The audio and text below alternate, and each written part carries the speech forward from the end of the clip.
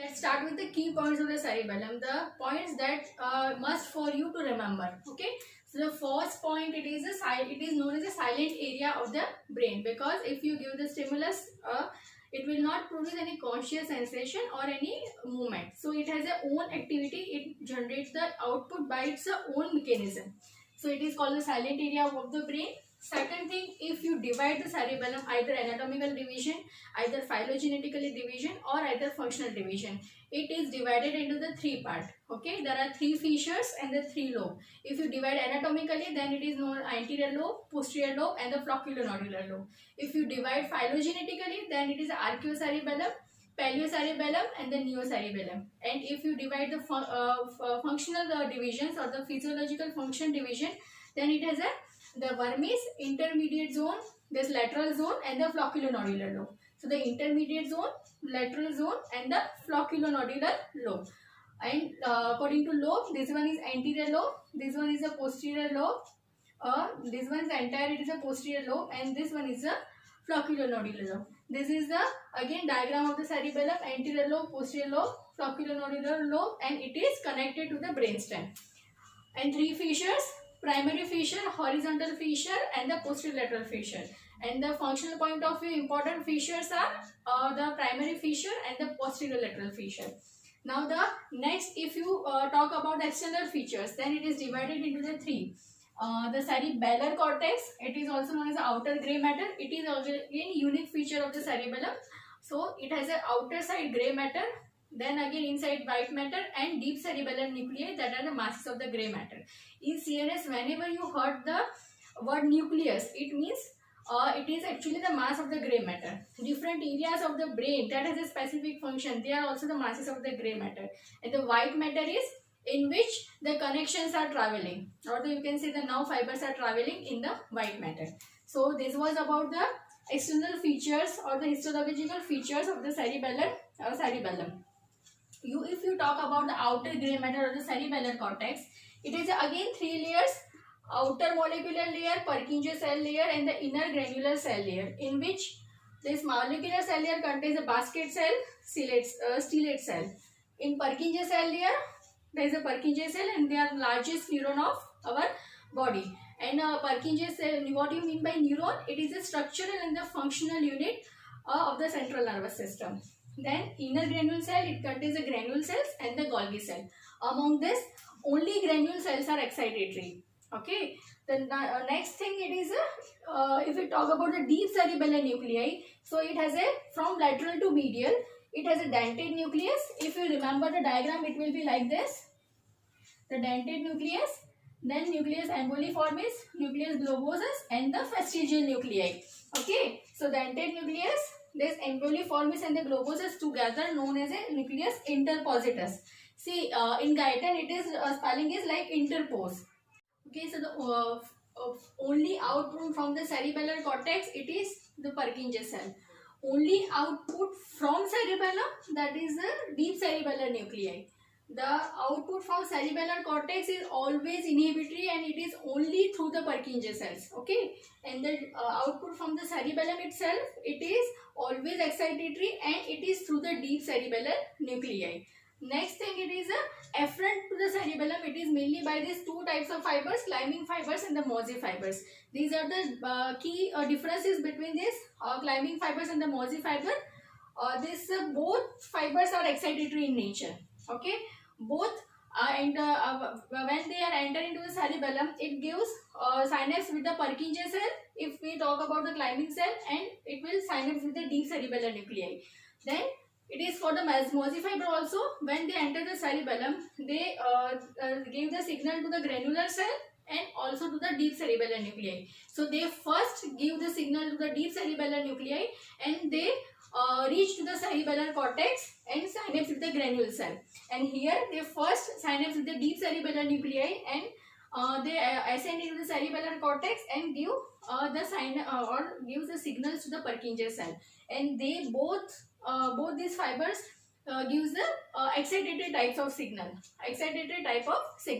Then climbing fibers, they carry the signal only from the inferior olive. They carry the signal only from the inferior olivary nucleus or the inferior olive. while this mossy fiber, they carry the signals from the all other parts of the body other than the inferior olivary nucleus. Then this climbing fiber, they directly synapse with the Purkinje cell, and the one climbing fiber, it is for the 5 to 10 Purkinje cells. And this mossy fiber, they synapse with the Purkinje cell through granule cells, and they synapse with the 80,000 to 2 lakh Purkinje cells via the granular cells through parallel fibers. And there are 30 million functional unit in the cerebellum. Okay, so this type of 30 million functional unit are present in the cerebellum, if you remember cerebellum. Now in connection of the cerebellum is connected to the brain stem by these peduncles: superior cerebellar peduncle, middle cerebellar peduncle, and the inferior cerebellar peduncle. The superior connects with the midbrain, middle cerebellum connected with the bones, and the inferior connected with the medulla. So these three constitutes the brain stem: midbrain, bones, and the medulla. The next thing, if you remember the different connections, particularly the afferent connections to the cerebellum, you must know the ventral spinocerebellar tract. So ventral spinocerebellar tract, it is also known as the efference copy of the motor plant. So that things you have to remember. The which tract is called the efference copy of the motor plant, because it carries the signal from the spinal cord itself. Okay, so the ventral spinocerebellar tract, it is just remember the ventral spinocerebellar tract, it is also known as the efference copy of motor plant. If you want to understand, read the paragraph given in Guyton related to this tract. So the ventral spinocerebellar tract, also called the efference copy of the motor plant. The next, there is a topographical representation of our body into the cerebellum. So the cerebellum, basal ganglia, motor cortex, and the premotor cortex, all these three, they are responsible for controlling our motor activity, right? Either voluntary or the involuntary. So the topographical representation of the cerebellum, it is like this. If you see the intermediate zone, this vermis and this intermediate zone, in the anterior lobe, in the anterior surface or the anterior lobe of the cerebellum, our body is represented in inverted manner. In particular, that these axial muscles, they are basically the major they represented into the vermis, while the limb muscles, the upper limb and the lower limbs muscles, they are mainly represented into the intermediate zone. So the trunk muscles, they are presented mainly in the vermis, and these limb muscles, they are represented into the this intermediate zone. So the spinocerebellum is constitutes of this vermis and the intermediate zone. Okay. If we talk about the posterior lobe, so there is no specific demarcation of a representation of our body, but mainly there is a representation of the limb muscles rather than the trunk muscles. So the mainly representation of our limb muscles and in erect manner, not in inverted position manner. And in the vestibulocerebellum or there is flocculonodular lobe, they receive the signals from the vestibular apparatus. Right? If we talk about the lateral zone, so pay attention that in lateral zone, it has a no topographical representation, or it receives no signal from the different parts of the body. In fact, actually this lateral zone, it receives a signal from the cerebral cortex, the motor area of the cerebral cortex, the premotor area of the frontal cortex, then the sensory area, somatosensory area, and the sensory association area of the parietal lobe. So actually this zone, as the name cerebrocerebellum, this lateral zone actually receives the signal only from the cerebral cortex. That's why it is named as a cerebrocerebellum, right? Or the neocerebellum or the corticocerebellum. These are the three different names of this or cerebrocerebellum. So that thing you have to remember, that the lateral zone of the cerebellum, it is constituted of anterior lobe and the posterior lobe. It receives no signal from the different parts of the body.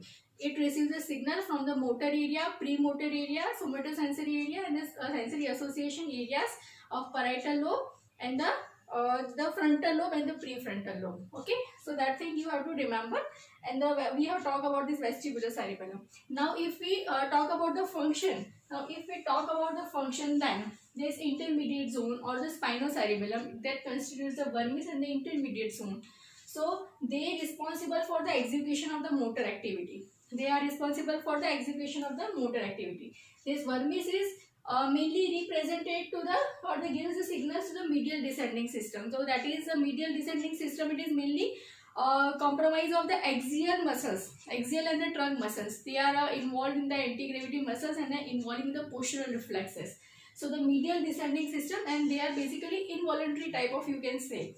So the vermis represented in the medial descending system. Like this, you can say the axial muscles and the trunk muscles. And this lateral descending system, they this intermediate zone. So the lateral descending system, it is responsible for the movements of the limbs, the particularly hands, fingers, the forearm, and the in the lower limb also. So in short, this spinocerebellum, it is responsible, main function if you want to remember in one line, that is execution of the motor activity and the activity of the distal part of our body. So, and the vermis represented the medial descending system, and the intermediate zone represented to the lateral descending system. Then lateral zone, that receives signals only from the cerebral cortex. It is involved in the planning of the motor activity. It is involved in the planning of the motor activity. And this flocculonodular lobe or the vestibulocerebellum, it is mainly concerned with the maintenance of the equilibrium and the eye movements. The types of the neuronal activity you can observe in the cerebellum, it is of 4 types. Feed forward inhibition of Purkinje cell, feed forward inhibition of the granule cell, feed back inhibition of granule cell, and the reverberating circuit. So these 4 neuronal mechanisms. Reading of the functions of the cerebellum, it is the controls the body posture and the equilibrium, controls the muscle to the stretch reflex along with the other systems. Then control of the voluntary movement. As we talk about the execution of the motor movements, so basically it concerns with the coordination of the muscular activity. So the coordination of the muscle movements, then control of the eye movements. So these things you must be remember. Then if you talk about the applied of the cerebellum, then the ataxia, so the lack of coordination, then the intention tremor, recall the resting tremor, that is a peculiar feature of the lesion of the basal ganglia, like Parkinson's disease. Here there is an intention tremor. In the Parkinson's disease, there is a resting tremor. Here the nystagmus, then the dysarthria. It is because of the incoordination of the muscles involved in the speech. So the disarticulated speech, you can say, the muscles involved in the speech, they are not coordinated. So it is known as the dysarthria. Then the drunken line gait. And the if you remember the practical of the motor system, remember the Romberg sign, that it will helpful to you to differentiate between the cerebellar ataxia and the sensory ataxia. So these are the key points of the cerebellum. You must read in detail also. Okay.